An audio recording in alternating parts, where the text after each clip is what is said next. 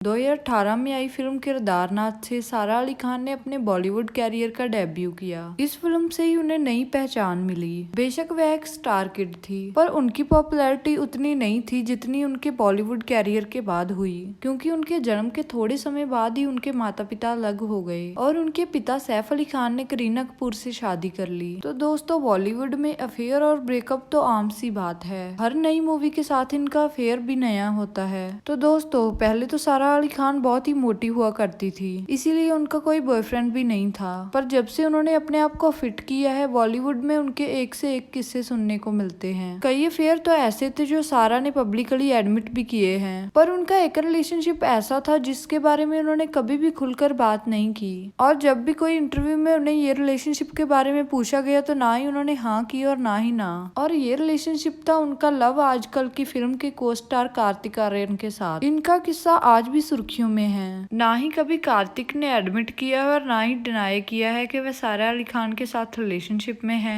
तो दोस्तों, आज हम बात करते हैं इनकी लव स्टोरी के बारे में, कहां से शुरू हुई और कहां पर जाकर खत्म हो गई। तो उससे पहले आप मेरे चैनल को सब्सक्राइब कर दीजिए और बेल आइकन को भी दबा देना, ताकि मेरी हर वीडियो की नोटिफिकेशन आपके पास पहुंच सके सबसे पहले। और सारा के फैन इस वीडियो को दबाकर शेयर कर दो। तो दोस्तों, 14 फरवरी को रिलीज हुई फिल्म लव आजकल से ही इनके लव की स्टोरी आगे बढ़ी। शूटिंग के सेट पर इन्हें ऑन स्क्रीन और ऑफ स्क्रीन रोमांस करते हुए देखा गया। इन्होंने कभी भी पब्लिक में अपने रिलेशनशिप की खुलकर बात नहीं की, पर अपने इंस्टाग्राम अकाउंट से इन्होंने बहुत कुछ कह दिया। उस समय हर दिन ये अपने इंस्टाग्राम अकाउंट पर एक नई पिक्चर शेयर कर देते थे। इन पिक्चर में उनका प्यार साफ साफ झलकता था और उनके फैंस को भी ये बात पता चल गई थी। फिर सारा Ali Khan coffee with Karan show में गई। वहाँ पर करण के पूछने के बाद उन्होंने कहा कि मुझे कार्तिक आर्यन पर क्रश है। इसके बाद सभी के डाउट क्लियर हो गए कि ये दोनों एक दूसरे को डेट कर रहे हैं। सारा के यूं कहने से कार्तिक आर्यन ने पब्लिक में अपने रिलेशनशिप के हिंट देने स्टार्ट किए। फिर इन दोनों को साथ में ईद मनाते हुए देखा गया। इन दोनों ने ये पिक्चर अपने इंस्टाग्राम अकाउंट पर अपलोड की, जिसमें वे काफी खुश नजर आ रहे थे। लव आजकल की शूटिंग के बाद कार्तिक आर्यन अपनी नेक्स्ट फिल्म की शूटिंग करने के लिए चले गए, जिस फिल्म का नाम था पति पत्नी और वो। इस फिल्म में उनकी को स्टार थी अनन्या पांडे। फिर इन दोनों को कई बार साथ में समय बिताते देखा गया।